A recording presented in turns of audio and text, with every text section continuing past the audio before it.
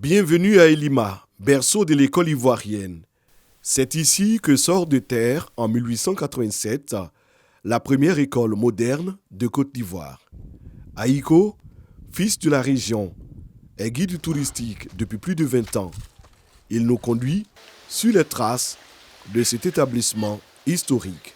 Nous sommes précisément sur le site où le français Arthur Védé a construit la première école française. Voilà où nous sommes, le mur qui est cassé et voilà l'autre côté qui est resté. Le premier bâtiment est un peu grand et puis le deuxième bâtiment était petit. Vous voyez, voilà le deuxième bâtiment. Avec la construction de l'école à la fin du 19e siècle par Verdier, Elima, ce petit village abétibé du sud Komoué, devient l'épicentre du système éducatif. 3 ans plus tard, après avoir formé une cinquantaine d'élèves, l'école ferme ses portes, mettant du coup un frein à l'éducation de base des enfants. C'est en 1890 que l'école a été déportée à Sinmafia. Pourquoi? Parce qu'à Sinmafia, il y avait beaucoup de blancs par rapport à Elima. Et depuis cette date, l'école est restée. Il n'y a pas d'enseignement, il n'y a pas d'élèves. De la lumière, Elima tombe progressivement dans les oubliettes, le berceau de l'école ivoirienne qui était censé façonner les cadres de demain déchante. Une symphonie inachevée qui continue d'alimenter les conversations. Avant, Elima était un petit village, mais qui représentait une ville. Il y avait d'abord la première école, la Côte d'Ivoire qui était là. Il y avait la Maison Blanche, il y avait le premier wagon de la Côte d'Ivoire. Les gens venaient pour l'école, un peu partout, pour venir connaître, savoir, lire, écrire. Depuis la fermeture de l'école, tout d'un coup, le village a été abandonné. Des regrets partagés par le chef du village. Lorsque Arthur Verdier est parti, l'école étant fermée, tous les enfants de Lima et des villages et campements environnants, tout le monde partait à Etioboué. 3 à 5 km à pied. Moi-même, j'ai fréquenté à Etioboué. Rendons-nous à Etioboué pour découvrir l'école qui accueille les élèves après la fermeture de celle de Lima. Ici, c'est le chef du village de la localité, Nana Amon-Léon, passé également par cet établissement qui nous sert de guide. 59 ans après, cette école a été maintenant créée. Voilà le bâtiment. 1949, les premiers élèves ont donc démarré ici. C'était la seule école de la région et tous les villages, Abiati, Akounoumbé, Mbrati et Lima, tout le monde venait ici. C'était là CP1 et CP2. Les deux étaient dans la même classe.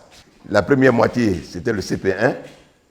La deuxième moitié, c'était le CP2. Les élèves étaient assis à même le sol, avec un panier autour du cou. C'était ça. Etioboué A. Cette école a été la bouée de sauvetage des enfants de cette partie de la région. Aujourd'hui, Etioboué abrite 2 écoles primaires et un collège. Quant à Elima, c'est un siècle et demi plus tard, précisément en 2014, que ce berceau de l'école a pu avoir une école primaire. Nous avons réalisé un taux de réussite de 100% en 2020. En 2021, 87,50% et en 2022, 90%. Au CP est entré en 6e. Malgré les bons résultats scolaires obtenus, Elima peine véritablement à décoller. Ici, nous n'avons pas de logement enseignant. C'est le plus gros problème du village qui est là. Et c'est ce qui est à la base du déficit d'enseignants. Actuellement, l'année scolaire 2022-2023, je suis le seul. Si on n'a fait pas d'instituteurs, le village serait obligé de prendre des bénévoles pour m'épauler. Parce que seul, je ne pourrais pas tenir les 6 classes. L'année passée, on avait 3 maîtres. Cette année, on les a affectés. Nous avons resté 1. Donc, un qui est resté l'enseignant, pas si on va avoir encore, mais si on ne va pas avoir. Pour le premier jour de la rentrée des classes 2022-2023, l'école affiche complet, mais la situation du personnel enseignant demeure identique. Pour l'heure, les 6 classes sont tenues par un seul instituteur. Moi seul, je ne peux pas faire le travail. Actuellement, je suis avec les plus petits. Aujourd'hui même, je suis avec les CP2 je vais essayer de travailler un peu avec eux. Les plus grands, c'est-à-dire les CM1 et les CM2, je vais passer donner quelques exercices. Et puis je vais rester avec les plus petits en attendant que mes collègues viennent. Le sourire de ces tout petits colle avec l'espoir des enseignants.